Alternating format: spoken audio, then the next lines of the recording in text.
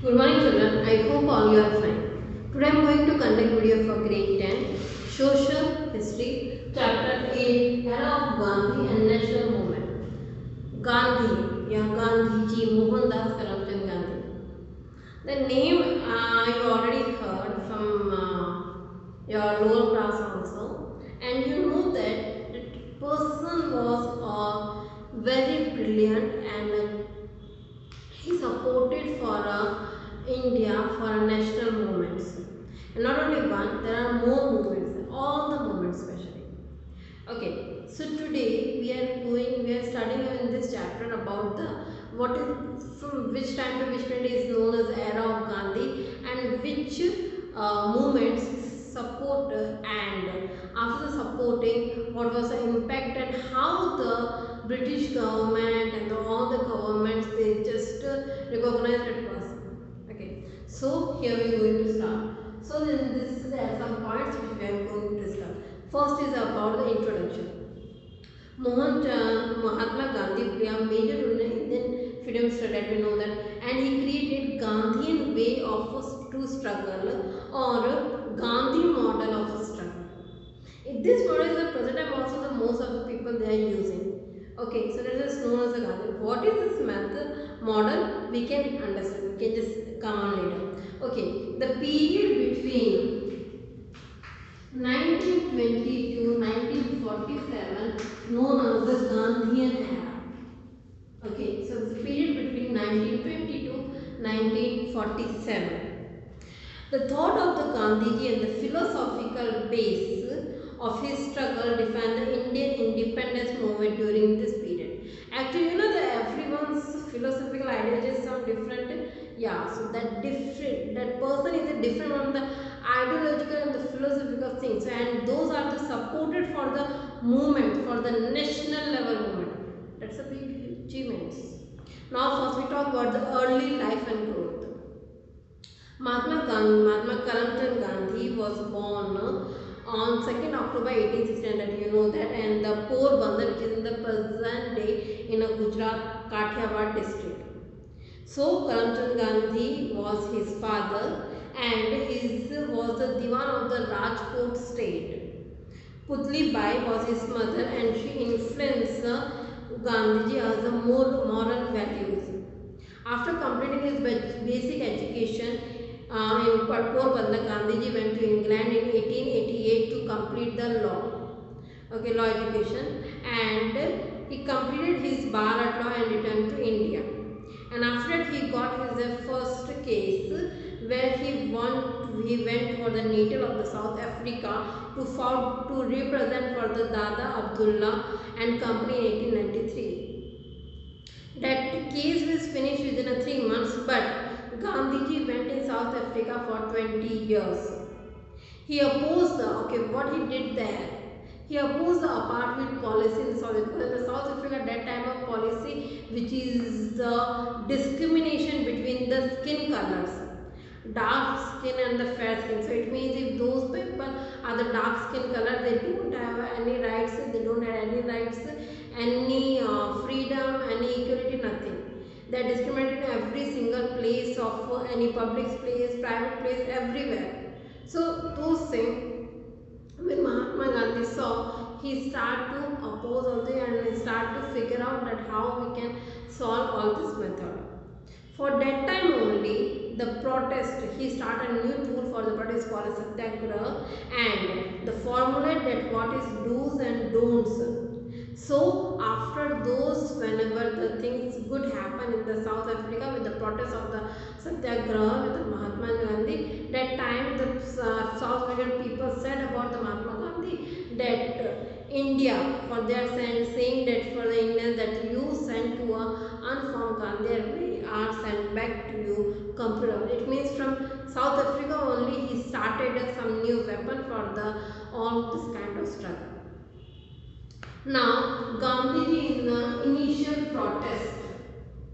Okay, in the initial protest, when we talk about that, one name I think you already heard, which is Gokhale.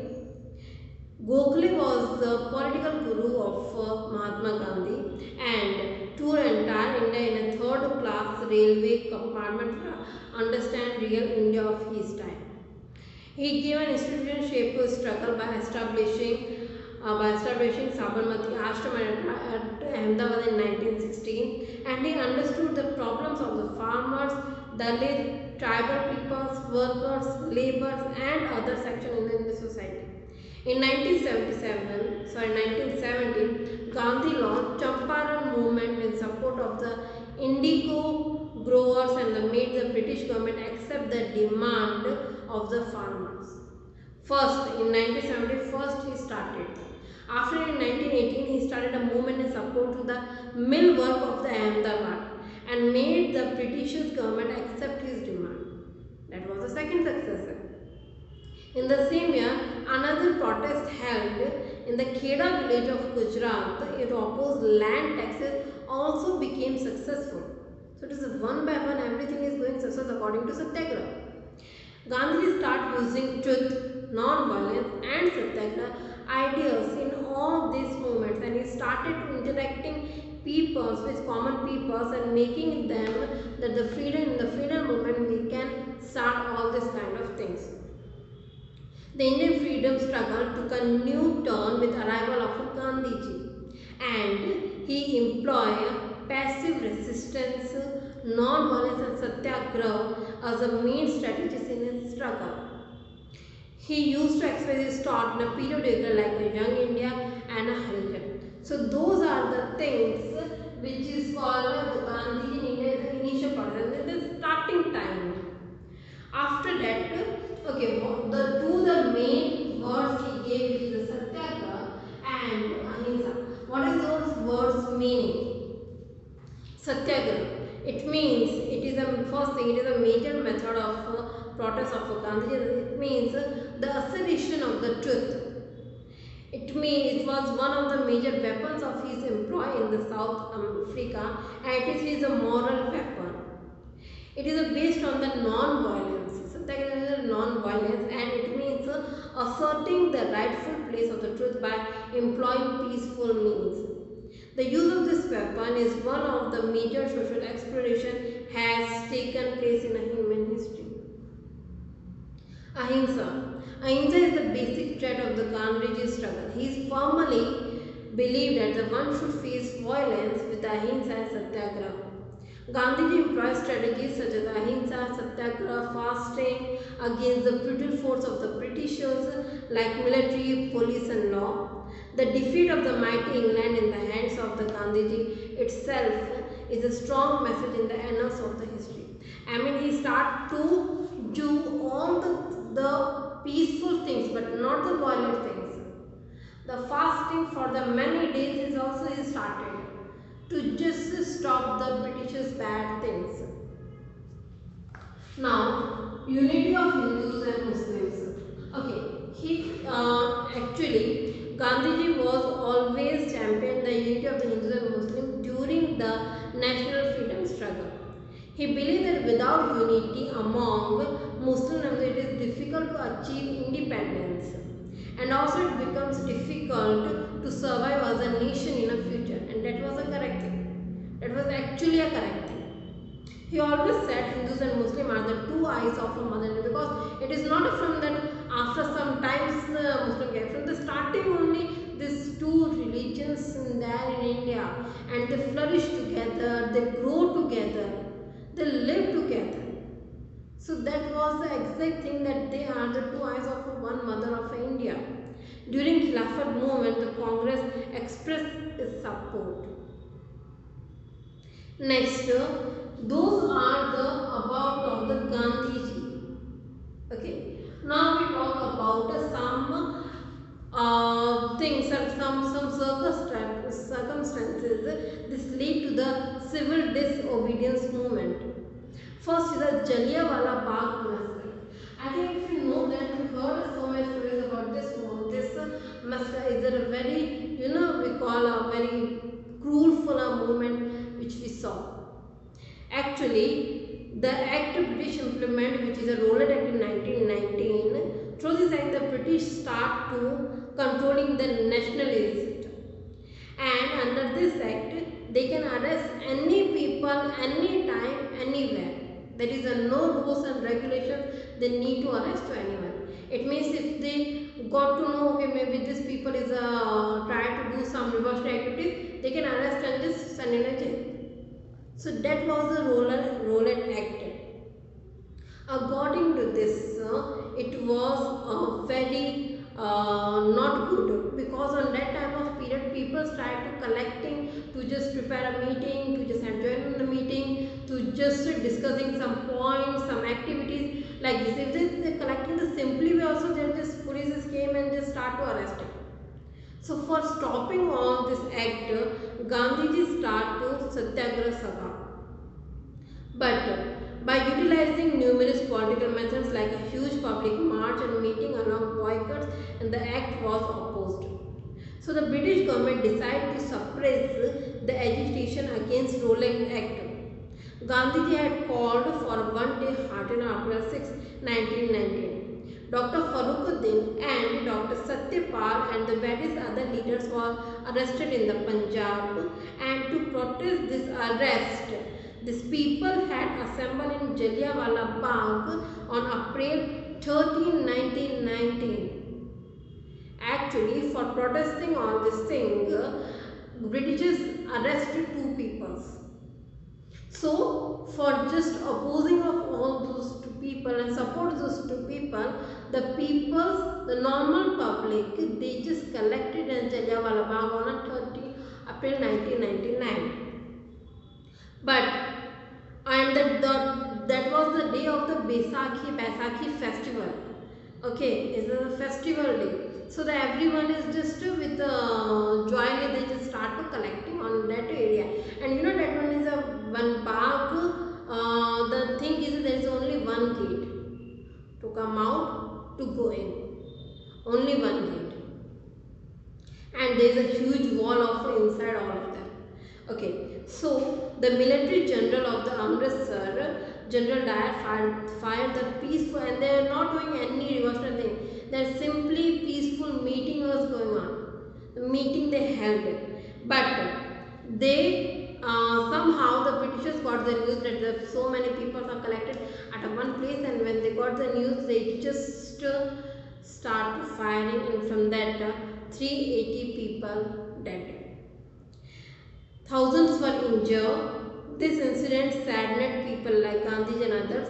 Military rule was implemented in Punjab after this incident. Rabindranath Tagore returned his knighthood award back, opposing his mindless violence. This became the reason for the launch of the non-cooperation movement of Gandhiji. Later, Udham Singh, a revolutionary, killed Michael O'Dwyer in England. So that was a huge, the thing which was done. Now after that, Khilafat movement. Khilafat movement means the Sultan of Turkey were also the religious leader of the Turkey and were called as a Khalifa. During the World War I, the Britishers harassed the Khalifa, and this was widely protested by Muslims of the world.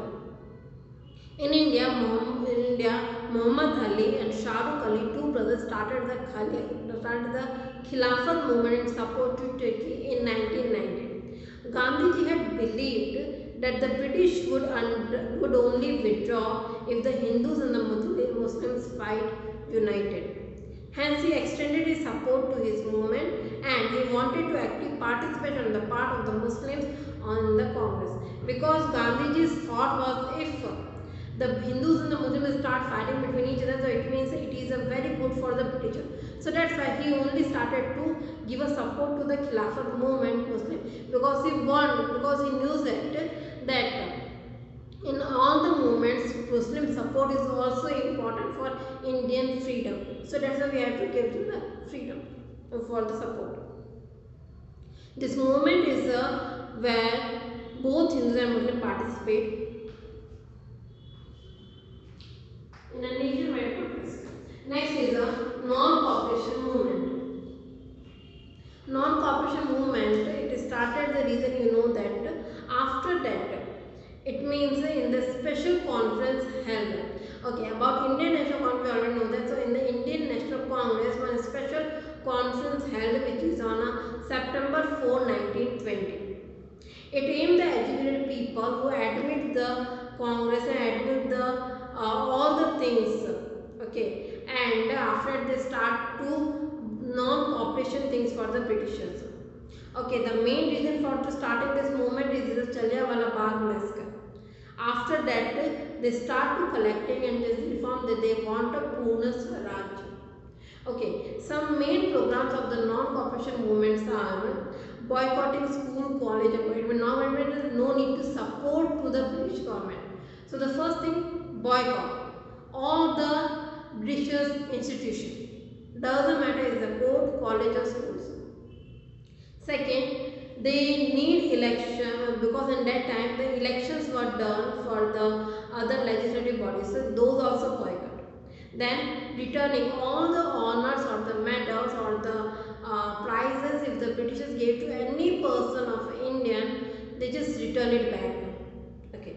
Then nominate members to the local body resigning from their membership.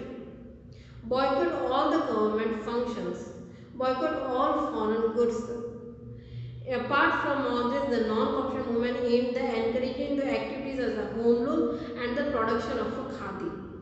It also wanted that it's not enough for only we can do more things. So it means they try to open national school, national universities and to uniting Muslim and Hindus and try to do educate untouchability and upliftment of the women also. Now there are some major development because of this type of movement. Some major development happened which are the major senior lawyers like Deshbandhu Chittaranjan and Motilal Nehru and the Rajendra Prasad left their legal practices. Students boycott school and colleges. Congress boycott the election for the regional bodies which were held under the 1919 Act by not naming any candidates for the election. Many national institutions like Kashi Vidyapeeth, Gujarat Vidyapeeth, Bihar Vidyapeeth, Jamia Millia Islamia, Rashtriya Vidyalaya were established. And Rabindranath Tagore, he returned his title which is a knighthood. Common people and women donated liberally to the Congress and they stopped selling and just buying the foreign goods. The visit of a Prince of Wales is 1921. When in the 1921 Prince of Wales just came for the tour, that was also opposed. So those all are movements done what to impact for the British, what are the things for according to non-cooperation movement. Now what are the impact of this movement, because it was for the whole country. What was the impact? Impact was the main that remained unachieved. It created some deep impacts. The freedom movement became people's movement. The Congress lead movement took some revolutionary turns and the Hindu-Muslim unity was temporarily achieved. The national freedom movement went to beyond the boundaries of the cities and turned villages also. The attempt to remove untouchable entry of the women into public spaces were the notable achievement of this movement. So some things which are not beneficial, but something which are very beneficial, especially for the women, for those are the categories which are the scheduled caste, they also try to just enter all this thing, and there are so many things which is going as a beneficial. So children, these are the basic things about the Gandhijis and the some movements which is started with the Satyagraha. The next thing I am sharing in another video. So